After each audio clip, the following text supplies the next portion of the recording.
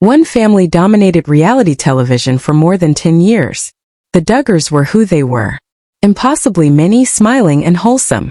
They were introduced to the world by TLC, a network that invested millions of dollars and many hours in creating a very particular image. Faith, traditional values, and an endless supply of love bind this family together. They were portrayed as a straightforward, contented group that was a holdover from a bygone period, managing the contemporary world with poise and a sea of identical polo shirts. However, an image is still just an image, a brand, or a product regardless of how meticulously it is created. And what happens when you remove the layers of that product is what we're here to study today. When you search through the archives long before there was a public relations department, media training, or multi-million-dollar broadcast contracts, what do you discover? Millions were spent by TLC to create the Duggar family's image. However, we've discovered the video they didn't want you to view. This is the true story of the Duggars in their own unguarded words, complete with deleted sequences judged too graphic for television and out-of-print IBLP promo videos. The Duggar Vault is this. The Vault of Duggar. Recovering deleted scenes and lost media. A thorough examination of a purposefully hidden media history is what you are going to witness. You're at the right place if you think it's important to find the truth and hold influential people responsible. Please take a moment to turn on notifications and subscribe to the Duggar Report before we open the first exhibit. You won't want to overlook any of the evidence we find. This is more than just a TV program narrative. It's a tale about the media's influence, the perils of dogma, and the secrets that were concealed from view. Exhibit A shows the turmoil before TLC. You have to see the reality before you can comprehend the fiction. Something else existed long before the smooth, tranquil world of 19 children and counting, complete with soothing voiceovers and expertly planned family projects. Something unvarnished, disorganized, and incredibly illuminating. We start our study with the original specials. God, kids getting pregnant again, and the aftermath. There was no series here. These were one-off documentaries, anthropological investigations of a household that was considered merely fascinating at the time. Take a look. Watch it carefully. This is the original soup that would later give rise to the Duggar brand. The illumination isn't soft focus. There isn't a soft acoustic guitar melody. There is simply the raw truth of a mother who is pushed to the brink, and a small home full of more than a dozen kids. Perhaps the most significant piece of film from this era is the scene in the grocery store from the first program. A trip to the grocery was a military operation in later seasons of TLC. The family, a well-oiled machine of buddy systems and jurisdictional authority, would descend upon the aisles wearing their assigned color-coded shirts. The elder girls would quietly, confidently lead their teams since they were calm and competent. It was portrayed as an endearing, striking demonstration of organization. However, there is no system in place here at the start. The only option is to survive. Observe Michelle's expression. That isn't the TLC era's beautiful, perpetually smiling matriarch. That is the face of a lady who is experiencing extreme, debilitating stress. Her mask of a smile is slipping. She is moving wildly. When you hear her voice over the den, it sounds strained. She's not taking care of her kids. The circumstances are controlling her. We present our first piece of intimate knowledge here. In the late 2000s, someone posted on a now-defunct television production forum claiming to have been a low-level production assistant on one of these early Discovery Health shows. Naturally, we are unable to confirm their identity, but seasoned Duggar researchers have long regarded the information they gave as reliable. Filming the Duggars during this time was, according to this PA, let's call them Alex, an exercise in managed pandemonium. I saw Michelle cry twice during the grocery store filming, and Alex said, "The producers told us to just let the cameras roll and capture the insanity. There was no crafting a narrative yet. We were there to film the spectacle. Once in the car and once in the dairy aisle." Jim Bob would draw her aside, speak to her in his strong, quiet voice, and she would return 5 minutes later with that forced smile. She kept saying, "I can't do this on camera." Her breakdowns were never broadcast. The first and most important edit was that one. The elimination of Michelle's genuine desperation. The elimination of Michelle's genuine desperation. What took its place makes that phrase crucial. A skillfully crafted image of calm satisfaction. A woman who delighted in her role, which was constantly challenging. She was not naturally calm, as the early specials make clear. Her husband and eventually the network insisted on the performance. Let's take a second look at 4 on Children and Pregnant. In one scenario, Michelle is attempting to teach the kids at home. The space is disorganized. The kids aren't paying attention. Her efforts to keep everything in order are consistently unsuccessful. Her speech falters and she appears worn out. Now contrast this with a homeschooling scenario from when they were most famous on TLC. The disparity is astounding. It's more than just a shift in the situation. The philosophy of production has changed. Documentary shows were the first specials. Propaganda was the later series. The unadulterated turmoil of the Duggars' real existence was not aspirational, as the producers of 19 Kids and Counting recognized. It was horrible. It was not going to sell.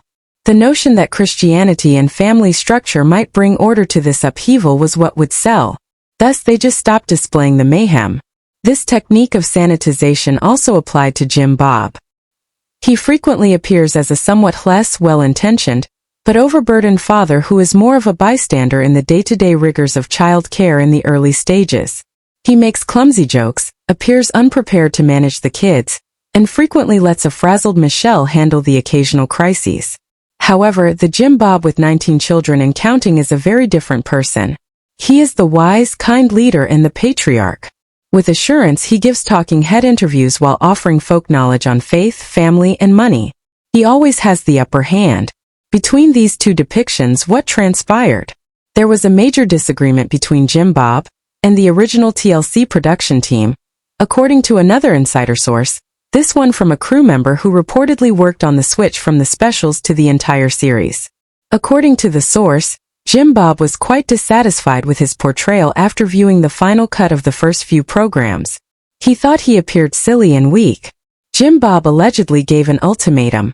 According to the report, either the family would walk or the performance would begin to display him as the unmistakable and esteemed leader of his household. TLC is aware of the possibility of a decline in ratings. The editorial mandate was to uphold the patriarchal image at all costs from that moment on. It is said that scenes in which Jim Bob was confronted by the older kids, or in which he made a blatant parenting error, were left on the floor of the cutting room. The unwavering patriarch was born, and the foolish father was eliminated. Since they give us a starting point for the truth, these early specials are our Exhibit A. They serve as the control group in the Duggar family brand's large-scale experiment. They demonstrate that the calm, well-managed portrayal of the later years was a purposeful, premeditated deception, and that the tension and turbulence were true. Their family was not inherently structured. They were a family that received instruction on how to manage the cameras. Cleaning up the mess and smiling through the tension were just part of the performance, though. The goal was to smooth out the jagged, perilous edges of the philosophy that initially shaped their way of life. We must journey outside of television and into a far darker, more esoteric library of lost material in order to comprehend it. Exhibit B needs to be opened. The IBLP cassettes are Exhibit B. Our next exhibit reveals the why of the Duggar family's early reality, if the pre-TLC specials reveal the what. You cannot begin with TLC if you want to fully understand the Duggar worldview. You must begin with Bill Gothard and his Institute in Basic Life Principles, or IBLP, the man who penned their playbook. For those who don't know, Gothard established the fundamentalist Christian group IBLP in the 1960s. It is a whole system of beliefs that governs every element of a follower's life. It is neither a church nor a denomination. The umbrella of power, a strict patriarchal structure, serves as its foundation. A wife's main responsibility under this system is to submit to her husband without question. It is a child's responsibility to obey their parents without question. To challenge authority is tantamount to disobedience to God. The lessons are applicable to everything. Homeschooling to prevent worldly influences, modest clothing for women to avoid misleading men, courtship rather than dating, and a strong distaste for rock music, psychology, and even Cabbage Patch dolls. It is an extreme totalitarian ideology. Furthermore, the Duggars were poster children rather than merely followers. They served as tangible evidence of the IBLP system's effectiveness. The issue facing TLC was that a mainstream television audience would not accept Bill Gothard's unadulterated teachings. They are intensely provocative, shocking, and outrageous. Thus, a meticulous translation was carried out by the family and the network. The happy submission of a woman evolved into a partnership in which the husband makes all final decisions. Using physical punishment to break a child's will turned into teaching them to be kind-hearted. The show's soothing folksy vocabulary mitigated the harsh, dictatorial jargon of IBLP. However, what if the original language could be heard? Before they had a public relations team to mitigate the impact, what if we could witness the Duggars promoting the most radical aspects of their doctrine in their own words? The IBLP promotional cassettes are Duggar lost media's ultimate grail. IBLP created its own media for decades. VHS recordings of seminars, advertisements for their training facilities, and videos promoting their homeschooling program. These were dispersed within the closed-off realm of fundamentalism, and were never meant for public consumption. Today it's really hard to find them. Much of IBLP's historical material has been removed off the internet, particularly those that included Gothard, who left in disgrace in 2014 amid several accusations of sexual harassment. However, remnants endure, torn off vintage recordings, disseminated via ex-IBLP discussion boards, and conserved by scholars. And the Duggars can be found in these pieces. This footage is thought to be from an IBLP homeschooling program advertising video that was released before to their first television special in the early 2000s. Pay attention to the words Michelle uses to explain her position. Michelle said, "My calling from the Lord is to be a helpmeet to my husband, and the greatest help I can be is to present him with children who have a yielded spirit. We learned from Mr. Gothard that a child's will must be brought into submission to God's authority which is vested in us as parents. If their will is strong, it is our duty to break it lovingly so that they can joyfully accept the Lord's plan for them. Break it lovingly." That is pure undiluted IBLP rhetoric. The concept of breaking a child's will is central to Gothard's parenting philosophy. It is a world away from the gentle counting to 3 and timeouts that were occasionally shown on TLC on the show. Discipline was framed as teaching and guidance. Here in their own circles it's described with the language of subjugation. This was never meant for a Target shopping prime-time audience. This was for the true believers. Now we move to a truly explosive exclusive theory that has been pieced together by longtime researchers and former IBLP members. The theory is this. The Duggar family's television career was not an accident. It was a calculated part of an IBLP strategy to mainstream their movement. An anonymous source claiming to be a former mid-level IBLP staffer from the late 90s alleges that Bill Gothard himself identified the Duggars as the perfect vehicle for this project. They were telegenic, articulate, and produced children at a rate that was sure to attract attention. This source claims to have seen internal memos that outlined a strategy to pitch the Duggars to media outlets, not just as a human interest story, but as a soft entry point to the principles of IBLP. The memo allegedly stated, "The family is the vessel for the message. Their many kids in friendly manner will provide opportunities that our workshops are unable to provide. We must first present them as an anomaly and then as a model." According to this theory, IBLP leadership coached Jim Bob on how to speak to the press. They helped him frame their story. The initial call to Discovery Health, which Jim Bob has often told as a simple story of him reaching out, was allegedly a well-rehearsed pitch workshopped with IBLP strategists. The goal was to get a foot in the door of mainstream media and then slowly, carefully introduce the ideology that powered their family. We can see evidence of this in another piece of rare footage. This is believed to be from a family conference hosted by IBLP around T5 after their first special, but before the series began. Jim Bob is on stage speaking to an auditorium of followers. Jim Bob said, "And the media will come and they will want to mock. They'll try to misinterpret. But that is useful to the Lord. He can sow a seed in the hearts of a father and mother who are searching by using their cameras and television programs. They might come to view all of our kids, but when they witness the tranquility that results from a family structured in accordance with God's flawless plan, they might decide to stay. This is a field of ministry. A fantastic commission on the radio. A field of ministry. A fantastic commission on the radio. For them this was more than just a TV program. It was a mission. And without ever mentioning IBLP or Bill Gothard, the goal was to market the IBLP lifestyle to the American people. In essence, they were sleeper agents with ideological agendas. In this endeavor, TLC became their willing, or possibly unintentional partner. They were given a platform by the network that had never been seen before.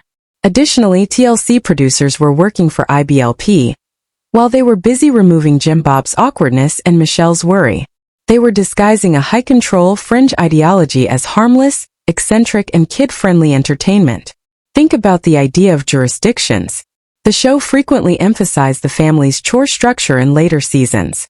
Every youngster had a designated area for cleaning the kitchen, restrooms, laundry, and jurisdiction. It was marketed as an ingenious way to keep a big family organized. However, a fundamental IBLP concept that was taken straight from Gothard's seminars is jurisdiction. It goes beyond duties. The idea that each individual has a specific area of responsibility that God has given them, and that they should never stray from it, is theological. This jurisdiction is the home for women. It's the outer world for men. The most harmless and TV-friendly implementation of a very strict and domineering theological idea that influenced every aspect of their lives was the chore chart. The show purposefully concealed the extreme cause while selling you the endearing outcome. An important element is demonstrated by the IBLP tapes and insider information regarding the organization's media strategy. The Duggars weren't innocent rural people who happened to become famous by accident. They were firmly rooted in an extremely well-organized, media-savvy, and ideologically motivated movement from the start. Their television program served as the ultimate sermon, and they were followers of a system. They were more than just parents. One primetime hour at a time, they were assembling an army of believers. The only way they were able to succeed on TV was to conceal the most severe aspects of the sermon. The truth has to be redacted. This leads us to the exhibit that follows. You were never permitted to witness the scenes that were filmed, but they told stories. The incidents that were judged to be too harmful to the brand, too real, or too contentious. The redaction log is being opened. What was left on the floor of the cutting room by TLC? Which moments were too revealing?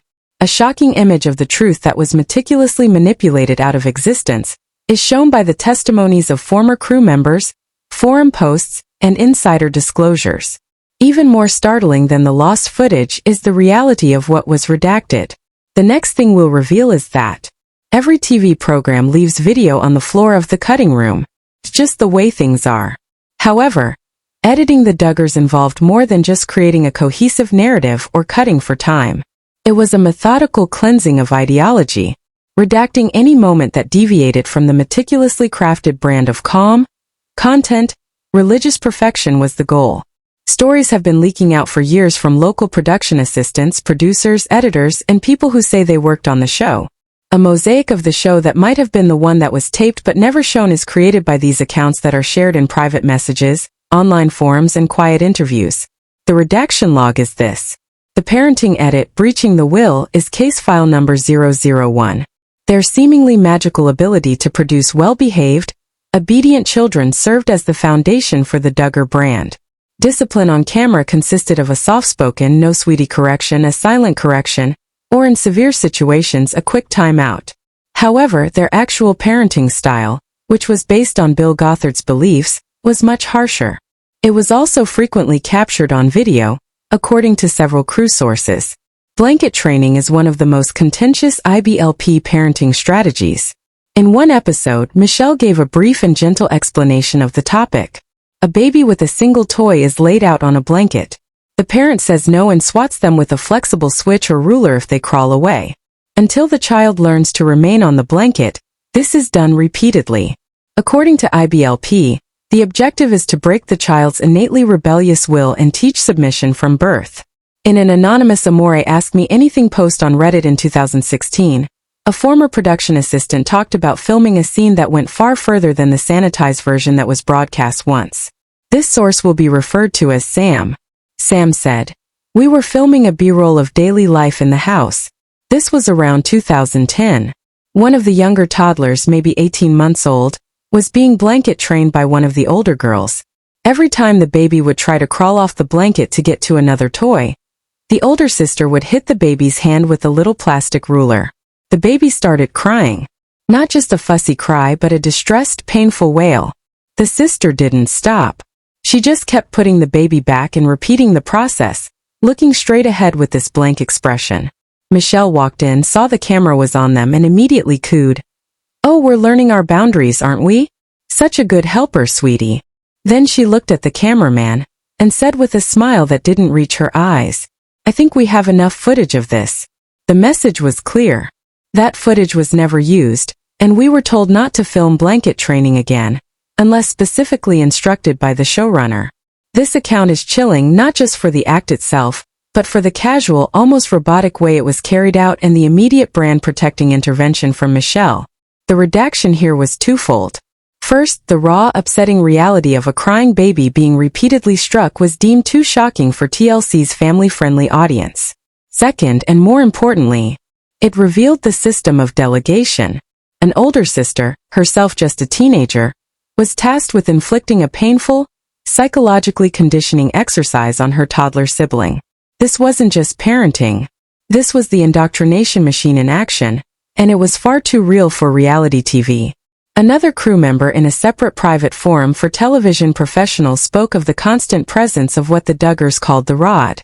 Based on the biblical phrase, "spare the rod, spoil the child." This was a thin switch or rod used for corporal punishment. On the show it was never seen, but this source claimed its use was an open secret. The post read, "You'd be filming a seemingly happy family scene, and one of the little kids would act up. Jim, Bob, or Michelle would say a code word, something innocuous like, 'Let's go have a little talk.' The child and the parent would walk into a bedroom or the pantry off camera.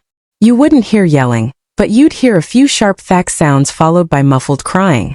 Then 5 minutes later, they would emerge, the child red-faced and teary, and they would be forced to apologize to the crew for having a bad attitude. We were explicitly told that our contracts forbade us from reporting on their discipline methods. We were observers, not interventionists. It felt disgusting. The redaction of these moments was essential. Showing the Duggar children as perpetually happy and obedient was the proof of concept. It was an advertisement to show the harsh, systematic, and painful methods used to achieve that obedience would be to reveal the dark truth behind the sales pitch. So it was all cut. Case file number 002, the political edit. Culture War Confidential. While the Duggars' conservative Christian faith was the foundation of the show, TLC's producers went to great lengths to frame it in the softest possible terms: family, faith, and community. The sharp, divisive edge of their political activism was almost entirely redacted from the series, especially in its peak years. The family we saw was baking pies and building treehouses, not lobbying against LGBTQ+ rights and campaigning for some of the most far-right figures in American politics, but that activism was their life. Jim Bob served in the Arkansas House of Representatives, and the family was deeply involved in political campaigns and culture war battles, and they talked about it constantly. A cameraman who worked on several seasons from 2009 to 2012 posted his experiences on a blog after his NDA expired. He described the dinner table conversations as being almost unrecognizable from what was aired. He wrote, "Dinner was the hardest part of the day to film. The interviews with talking heads were pre-written. Production organized the family activities. However, the true Duggars emerged during supper. Court would be held by Jim Bob, and it had nothing to do with their day. It was a rally for politics. He would launch into lengthy, in-depth tirades on the immorality of abortion, the homosexual agenda, the faults of Democrats, and the necessity for Christians to reclaim the society. The older children would nod in agreement, occasionally supporting him with scripture quotes. The Duggars' hardline, dominionist political worldview was demonstrated in hours and hours of video. The producer's stipulation was that we couldn't use anything that sounded like something you'd hear on talk radio. The cameraman recalled a particular scenario from the 2012 presidential campaign, a 45-minute fire and brimstone political sermon that was cut down to a 30-second film of Jessa remarking, "This tater tot casserole is so yummy." The family was hosting a party for a local politician at their house. The purpose of the cameras was to record a fun family occasion. The source claims that Jim Bob was talking to the candidate and a group of supporters in a videotaped moment that was obviously never broadcast. This is a straight quotation from the cameraman's blog. "We have given women a taste of authority, which is why this nation is in decline. The family, the home, and the nation are all left vulnerable when a woman holds leadership positions." The biblical patriarchy must be reinstated in both our government and our households. For the production crew, this was a record-scratch moment. On camera, it was the silent passage that was spoken aloud. The unadulterated, unrefined philosophy of the IBLP sphere of influence extended beyond the family to the entire country. It was blatantly political, misogynistic, and totally inconsistent with the show's meticulously constructed portrayal of a family with merely traditional values. Moments such as this were redacted for reasons other than merely avoiding controversy. The family became wealthy and well-known by concealing their really radical objective from the general public. The edit for the courtship is case file number 003. Transaction versus romance. Viewers may have found the Duggars' habit of purposeful courtship to be the most engaging feature of their lives. No kissing, no dating, and no alone time without supervision. It was portrayed as a purposeful, intensely romantic substitute for contemporary dating culture. Each courtship was presented on the show as a fairy tale that would end with a first kiss at the altar. The scenes that have been censored convey a distinct narrative, one of transaction rather than romance.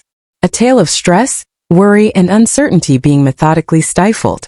On a private social media group, an editor who worked on the show during the time of Jill and Jess's courtships posted an account.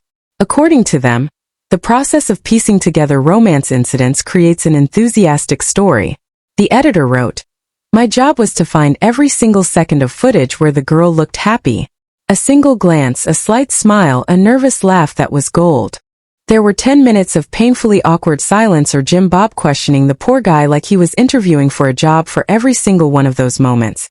We had to shorten one scene with Derek, Dillard, and Jill from nearly an hour of recording to roughly 90 seconds. In the uncut video, Jim Bob was simply questioning Derek about his financial situation, his 5-year plan, and his religious beliefs regarding obedience. Jill hardly spoke as she sat there looking scared. The final cut features a charming moment where Jill blushes as Derek says something kind. We weren't only editing to save time. We fabricated feelings that did not exist. Based on rumors from people close to the family, a more detailed explosive scenario has been circulating for years, and this insider's story supports it. An unspoken courtship crisis is the subject of the theory. One of the older Duggar daughters is said to have first voiced serious reservations about the man her father had chosen for her. This was more than a passing fad. According to the notion, a crew member who just so happened to be there recorded a full-blown emotional breakdown. Off the record, the daughter reportedly admitted to a producer that she felt stuck and wasn't sure if she was following instructions or making her own decisions. Jim Bob and Michelle were said to have responded quickly and harshly. The day's production was stopped. The daughter and her family had a private counseling session. The girl returned to the script when filming resumed, grinning and expressing her confidence in God's will after praying through her worries. This idea holds that the video of the breakdown and the confession was given to the Duggars and removed from the production servers. It was a genuine female dissension moment. And that was the one thing that could never be let to happen in the Duggar brand's universe. At all costs, the fairy tale had to be preserved. The same goal was achieved by these redactions of radical politics, strict parenting, and the transactional character of their courtships. To exhibit the family while concealing the institute, you have to conceal the cause in order to sell the consequence. However, as the family's notoriety grew, a new issue surfaced. They were more than simply documentary subjects now. They began to sound like they were celebrities. The media training montage necessitated a completely new degree of brand management. The Duggars' media appearances were initially charmingly unpolished. They were real. They would provide lengthy, convoluted responses that were frequently laced with the particular coded terminology of their IBLP worldview. The reporter asked, "So Michelle, what's the secret to managing so many children?" Michelle responded, "Well, it's really about understanding God's delegation of authority and recognizing that each child is a blessing and a quiver full of arrows for the Lord's work. And if we can yield our wills to His purpose, then the peace that passeth all understanding truly does guard your heart and your home." Her response is sincere, but it is uncut ideology. It's the sort of rhetoric that sounds weird and cult-like to the general public, but it works in a church basement. Jim Bob posed an even greater risk. Jim Bob stated, "We don't believe in debt because Deuteronomy tells us not to be beholden to any man, and so we pay cash for everything. This is a stewardship principle that states that God provides when you honor Him with your money. We simply hold that belief. It's embarrassing but sincere again. He's failing to engage the crowd. His speech is a sermon. Let's fast forward to their heyday, which is around 6 years from now. The family appears on a big network morning show about to. You're superhuman, host Michelle. How do you manage everything? Michelle responded, Oh, you are so sweet. You know, it really is a team effort. We have a buddy system where the older ones help the younger ones, and we just have a lot of grace for each other. We take it one day at a time. Notice the distinction. The response is relatable, succinct, and secular. Teamwork, buddy system, and other family-friendly phrases have taken the place of the ideological language. She is looking directly into the host's eyes. She is friendly, gregarious, and totally on point. Take a look at Jim Bob now. Jim Bob, it's well known that your family is in debt. What is the best advice you can provide families at home? Jim Bob said, It's simple. Buy used and save the difference. Whether it's a car or a shirt, you don't need to buy new. Live within your means and you'll be amazed at the freedom you can find. Buy used and save the difference. It's a catchy, marketable slogan. The biblical justifications are gone. The slightly preachy tone is gone. He has become a media-savvy pitchman. This transformation was not an accident. It was the result of intense professional media training. According to an insider report from someone who worked for TLC's publicity department around the third season, the network grew concerned that the family's unfiltered nature was becoming a liability. They were making interviewers uncomfortable, and were ill-equipped to handle any question that wasn't a softball. TLC, the source alleges, hired a top-tier media consultant, the kind of person who trains CEOs and politicians to work with the family. This consultant reportedly spent a week at the Duggar home running them through mock interviews and crisis drills. Alleged training modules, bridging, pivoting from a tough question to a pre-approved talking point. Flagging, emphasizing key, brand-friendly messages. Team effort, debt-free. The rule of 3, delivering answers in simple, memorable 3-point lists. Nonverbal communication. Training on smiling, posture, and eye contact. The source claimed the consultant's primary goal was to deprogram the IBLP speak and replace it with universally appealing secular language. The family had to learn to sell the lifestyle without ever mentioning the extremist ideology it came from. The training montage of their public life proves this was a stunning success. They learned to deflect. They learned to charm. They learned to stay on message no matter the question. They were no longer a family sharing their life. They were a corporate entity and every member was a spokesperson trained to protect the brand. This ability to present a calm, controlled, and reassuring front, even under pressure, was a skill they had been honing for years. Because long before the media training, long before the scandals that would eventually bring their empire crashing down, there was a crisis. A crisis that was managed, documented, and then buried. It produced the single most chilling piece of Duggar media in existence. The ultimate piece of lost media that was hidden in the public record all along. The one time the mask didn't just slip, it was set aside, revealing the cold, calculating machinery beneath. The original sin. The 2006 police interview. May 2015. The celebrity gossip magazine Anouch weekly publishes a bombshell report.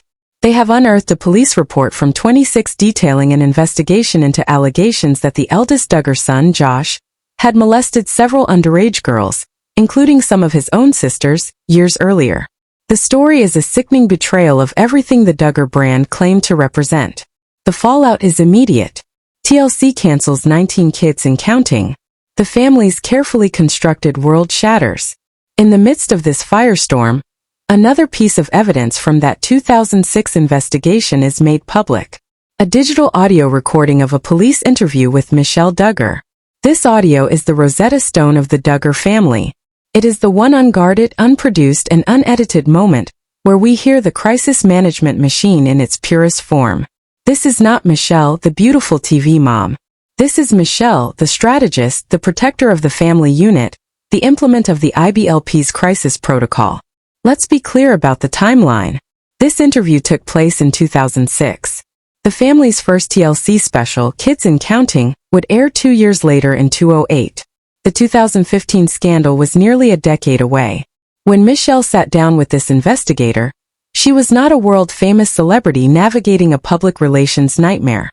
She was a private citizen speaking to law enforcement about horrific crimes committed within her home.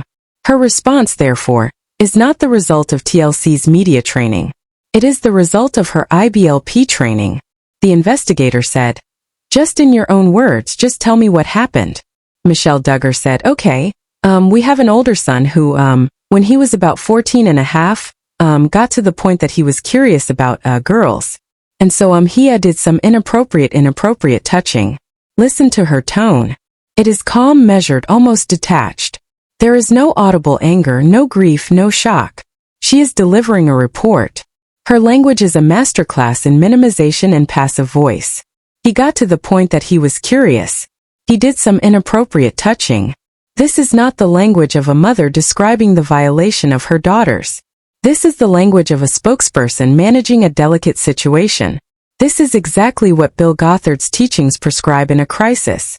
The goal is never to address the harm done to the victim, but to protect the family unit and the authority structure from outside intervention. The problem is framed as a spiritual failing on the part of the perpetrator's curiosity that led to a mistake which must be handled internally through repentance and restoration. The victims are secondary to the preservation of the family's reputation and internal order. Michelle Duggar said, "And my husband and I were just shocked, and we have been counseling with him and talking with him, and then we had talked with the authorities and just got their counsel and advice and what to do. And they said that this is something that has to be dealt with, right then and there. And they gave us counsel to have our son be the one to go to the girls and ask for forgiveness. We got their counsel and advice. They gave us counsel." She repeatedly frames their actions as being guided by authorities. But the authorities she seems to be referring to are not just law enforcement. This is the IBLP language. In their world, you take problems to your authority, your husband, your pastor, or respected elder for counsel. The focus of the solution she describes is on the perpetrator asking for forgiveness. This shifts the burden onto the young victims. Their role in this process is to grant forgiveness to their abuser, thereby restoring the harmony of the family unit. The trauma they endured is reframed as an opportunity for them to display Christian grace. It is a stunning and deeply disturbing performance. Michelle's voice never wavers. She never breaks down. She is in complete control of the narrative she is presenting. This audio is the ultimate piece of lost media, because it reveals that the persona we saw on TV wasn't a character created for television. It was a character created for survival within their high-control world. The calm, serene, unshakable matriarch was a role she had been playing for years, especially in moments of crisis. The TV show simply put a camera on it. This Toad 6 recording proves that the crisis management machine existed long before the cameras arrived. It proves that the instinct to minimize, reframe, and protect the brand over the individuals was not a product of fame, but a product of their fundamental ideology. The family we saw on TV wasn't a lie created by TLC. It was a lie the family had already created for themselves. TLC just broadcast it to the world. We began this investigation by opening a vault. Inside we found the ghost of a television show, a rawer, more honest, and far more chaotic version of the story we were all sold. In Exhibit A, the Pre-TLC specials, we saw a stressed, overwhelmed mother and a family in constant unscripted chaos. A reality that was quickly polished away for prime time. In Exhibit B, the IBLP tapes, we heard the harsh, unfiltered ideology of submission and control that was the true engine of their lives. An engine whose existence was deliberately hidden from the mainstream audience. In the redaction log, we learned of the moments that were too real for television. The harsh discipline, the radical politics, the authentic female dissent, all left on the cutting room floor to protect the fiction. In the media training montage, we saw the conscious effort to transform a family into a brand, replacing sincere, awkward belief with polished, marketable talking points. And finally, in the 2006 police interview, we heard the ultimate truth. We heard the sound of the crisis management machine proving that the calm, curated performance was not for the cameras, but a deeply ingrained survival mechanism designed to protect the system above all else. The Duggar story is a masterclass in brand management. It's a testament to the power of television to launder a fringe lifestyle into a mainstream phenomenon. The lost media, the deleted scenes, and the buried recordings all prove the same unsettling point. The family we saw on TV was a carefully constructed fiction, and the truth was always far more extreme, far more rigid, and ultimately far more dangerous. The wholesome image was the brand. The reality was the price the children had to pay to maintain it. What do you think is the single most revealing moment ever caught on camera, aired or unaired, in the Duggar families?